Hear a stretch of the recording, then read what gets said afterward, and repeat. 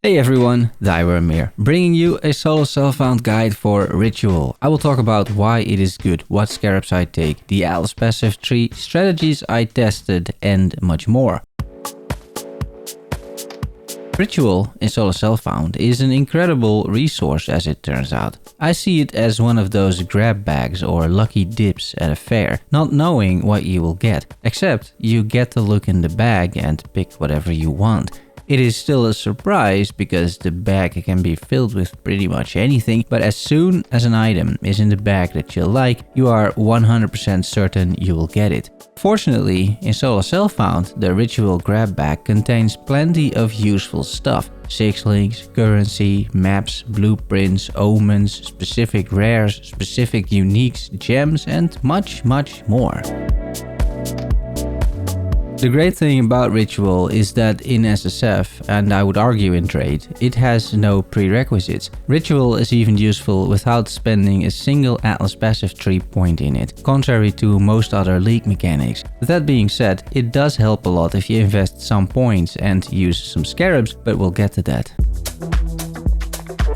The idea of this strategy is incredibly straightforward. We run Ritual, we make sure there are some monsters in the map to kill in the rituals, and we loot the rewards using the favor that we gather. That is the baseline, anyone can do it. But I'm going to go a little bit deeper into the mechanics of Ritual because that will give you a better understanding of the mechanic and therefore an advantage when interacting with it. And quite a few of these things were new to me as well. In the making of this video I did some research and there's quite a few things that I'm not sure people generally know when it comes to Ritual. The basics of Ritual are very straightforward. You encounter a Ritual altar, you kill the monsters around it, and then you can interact with the altar. All the monsters respawn and get killed again. You earn favor or tribute and you can spend the favor on rewards. You will notice, however, that sometimes you get massive amounts of tribute and sometimes you hardly get any. The reason why, I discovered by studying the wiki, is that monster rarity determines how much tribute you get. Unique map bosses give 400 tribute, rares 135 tribute, magic monsters 25 tribute and normal monsters 10 tribute. Unique monsters that are not map bosses, like rogue exiles, give 75 tribute. So you would think that to get the most tribute, you should just get a bunch of rare monsters and map packs in the map, but that is not necessarily the case, because the rarity of monsters spawned is not the same as the rarity of monsters killed when activating the ritual. Even if you kill exclusively normal monsters before activating the ritual altar, you would still encounter magic and/or rare ones during the ritual encounter. Likewise, the exact modifiers of the magic rare monsters slain are not preserved upon resummoning. So it's a bit of a crapshoot, like at the fair. That is why sometimes in an identical mirrored map using the same Scarabs and modifiers, you get twice as much tribute in one map compared to the other. However, increasing pack size seems like a good idea, because then more monsters spawn, more monsters will be resummoned as rare and magic monsters, and you will overall get more tribute to spend. Another interesting fact about Ritual is that after the first time you kill the monsters, the next time they get resummoned, for example when you activate a second altar, the monsters of the first altar are resummoned, right? The resummoned monsters give 40% less tribute, which is additive. So the second time they are resummoned, they give 80% less tribute. And the third time they are resummoned, they give no tribute, but you still need to kill them. This means two things. First, ritual altars are not exponentially increasing the tribute as I've heard other content creators say. It may look like it, but it's not the case at all. Second, how long it takes you to kill the monsters in the ritual doesn't matter.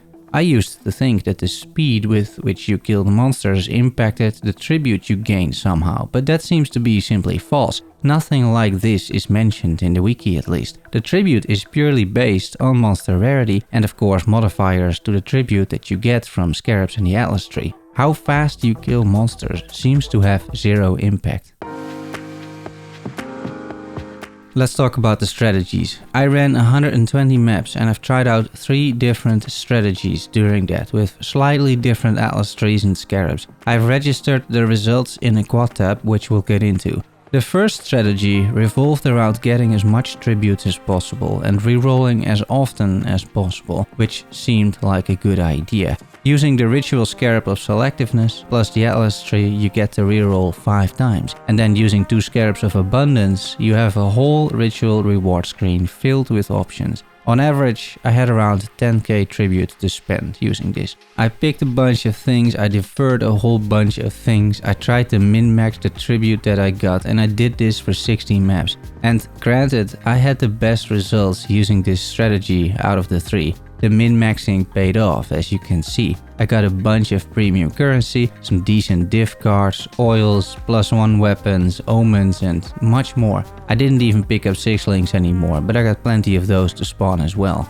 The main downside of this strategy is that I spent about as much time in the ritual screen as in the map, which at some point got very annoying. That's personal, of course, but it didn't seem like a great investment of my time after all, given the loot I was getting. Then it was time for strategy 2. I did the exact opposite and I opted into the immutable dogma keystone, which doubles the tribute you get from ritual, but doesn't allow you to reroll. I even tested using a reroll scarab to see if the scarab somehow overrides the atlas, but it didn't. You have 0 rerolls using this keystone. I ran 20 maps like this and very quickly realized that it is fun to have 25,000 tribute on the screen, but also incredibly useless as I almost never got any decent options to spend it on. Rerolling is a substantial part of ritual, as it turns out. Now, I will say that I feel this node as just a standalone node in a generic Atlas passive tree that otherwise doesn't focus on ritual at all could be a very fun addition. You are likely around this part of the tree anyway, and if you're not blocking ritual, you may as well spend the 5 points to get this node and the one that gives you 4 ritual altars in the map. It's just a thought, but I think it might be worth it.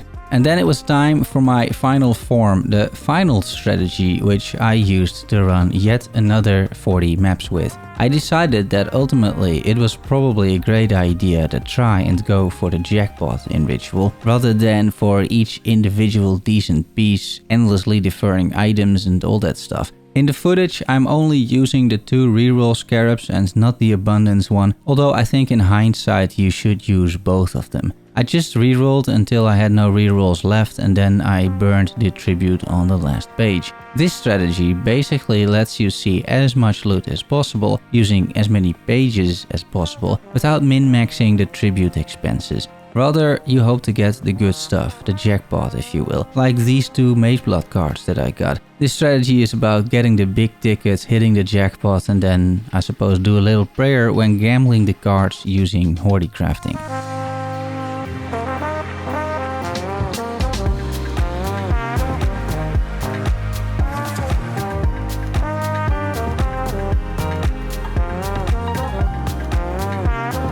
Despite that result, I really feel this is the way to go. It optimizes speed, fun, efficiency, and still leverages the best part of the ritual mechanic without spending minutes in the grab back screen. For Scarabs, I'm opting in for 2 ritual Scarabs of selectiveness for a bunch of rerolls, and then 2 more ritual Scarabs of abundance, so there are plenty of ritual rewards to choose from. Those seem to be the most logical choices here, and they're fairly common as well. You could also go with Scarabs that increase pack size. I tried that too, and it works well because pack size translates to favor ultimately. Let's talk about the Atlas passive tree and the choices I made. I won't go over everything, you can find all the links in the description, including a link to more SSF resources. I've combined my ritual atlas tree with heist, as I was doing heist at the same time. You obviously don't have to do that and you can spend those points on whatever you want. In terms of ritual nodes, I'm focusing on a 100% chance to spawn the ritual in the map, so you take sacred lands and the nodes leading up to it. We are re-rolling, so take flexible dogma, which reduces the cost of that. Also take profitable prayers, allowing you for more rerolls. In the northwest, we're taking answered appeals, making deferred items reappear sooner. It's especially useful in case you hit a big ticket, because then you want that to reappear ASAP. And finally, Occult Devotion, guaranteeing 4 altars per map, which is a mandatory node. As explained, I do not take Immutable Dogma here because you need the rerolls, but I wouldn't hate this node on a tree that otherwise doesn't focus on ritual. And the rest of the tree is pretty basic at this point, especially if you've seen other videos of mine. Apart from the focus on heist, no real surprises here I suppose. It is either some Scarabs, the possessed monsters and explicit map modifiers. I'm ending the video with 2 pro tips. 1. There is a small checkbox in the ritual altar screen which you can click so it applies your loot filter to the rewards. This immediately highlights certain items and does an initial filtering. 2. It's not possible to lure monsters into the ritual area. I mean, it's technically possible, but it is pointless. They won't count towards the ritual and will not be resummoned. The jury is still out on whether other mechanics like Legion or Abyss can generate monsters inside of a ritual to resummon. With the Alice tree I'm using, that would never happen because those league mechanics are blocked. And that's it. I hope you try out this strategy. Let me know what you think. Also, let me know if you have any suggestions. I will pin those in the comments for everyone to see. Subscribe and like for more PoE SSF content. Thanks for watching for now and making it to the end. Love you all. See you soon. Bye bye.